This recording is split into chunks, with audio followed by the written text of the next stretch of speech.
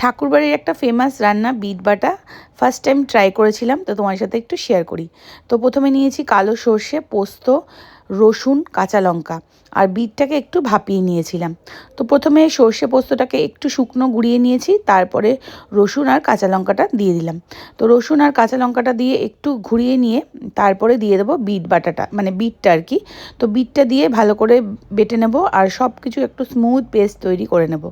তো দেখো বিটটা খুব সুন্দর করে বাটা হয়ে গেছে। এবারে আর কিছুই লাগবে না, এবার কালো জিরে, শুকনো লঙ্কা ফোড়ন দিলাম সর্ষের তেলের মধ্যে, দিয়ে এবার বিট বাটাটাকে দিয়ে দেবো।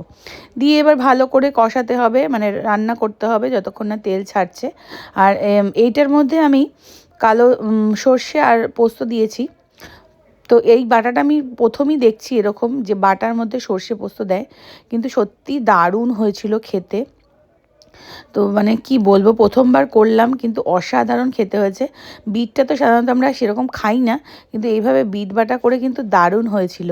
তো ফার্স্ট টাইম ট্রাই করলাম, একদম দারুণ ফাটাফাটি লাগলো। তোমরা অবশ্যই ট্রাই করো যারা এখনও পর্যন্ত বিট বাটা খাওনি। এক থালা ভাত কিন্তু এটা দিয়ে খাওয়া হয়ে যাবে।